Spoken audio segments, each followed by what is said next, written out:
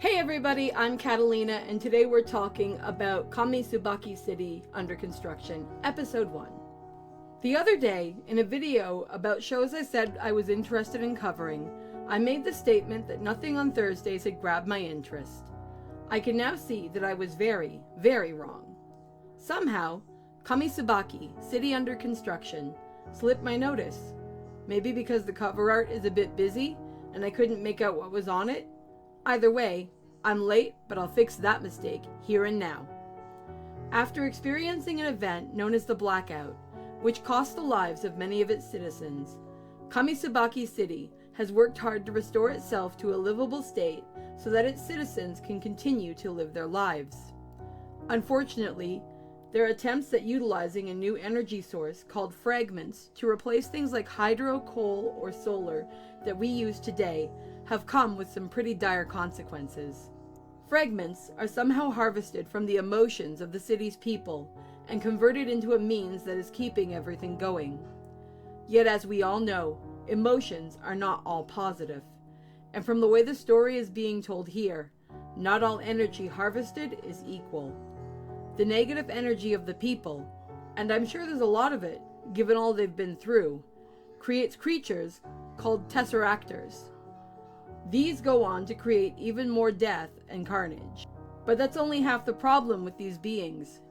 Tesseractors are monsters that were once human, and the only thing that seems capable of stopping them is the song of beings known as witchlings.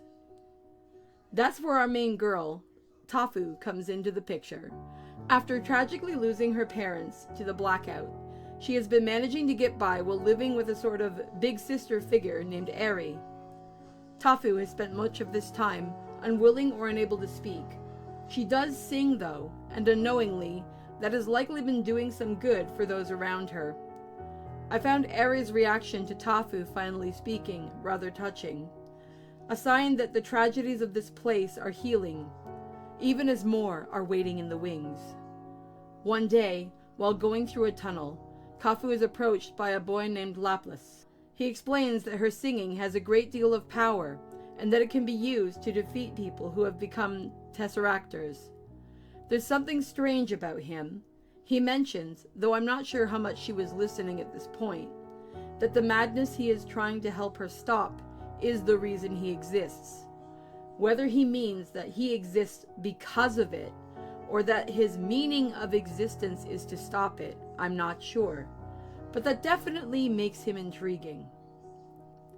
The major conflict of the episode comes in the form of the building Eri was going to for a meeting being attacked.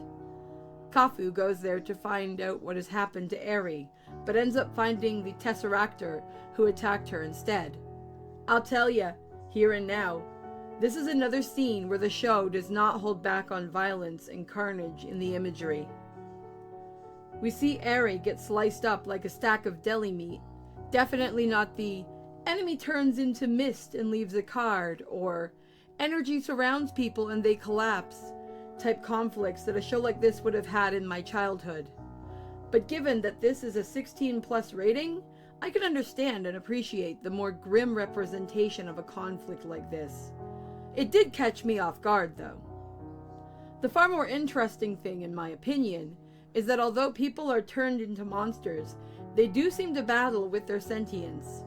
In the confrontation we see in this episode, Kafu shows up too late to save Eri, but when she and Lapis are confronting the Tesseractor who killed her, Kafu hears the voice of the human the creature once was, who laments that she killed Miss Erica. I'm assuming Eri was her nickname. The fact that these creatures were once humans, and that this transformation into monsters is somehow tied to emotions, makes me wonder if we're going to get a glimpse into who they are or were, and why this happened going forward. Something akin to how Tanjiro slays demons, but empathizes with the fact that they were humans who experienced tragedy in their own lives maybe? You know, from Demon Slayer? We'll have to wait and see.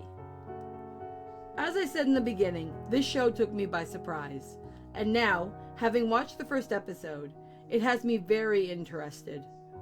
Who is Lapis exactly? How and when will we meet the other witchlings who will be helping Kafu protect Kamitsubaki City.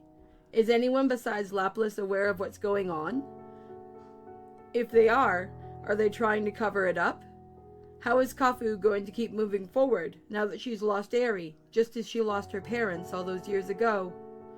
I'm impressed, but have many, many questions. Come on next Thursday. You can be sure I won't be late next time. So, are you watching Kamitsubaki City under construction? What did you think of the first episode? I'd love to know, so feel free to leave a comment below. And I'll talk to you in the next video. See you later. Bye!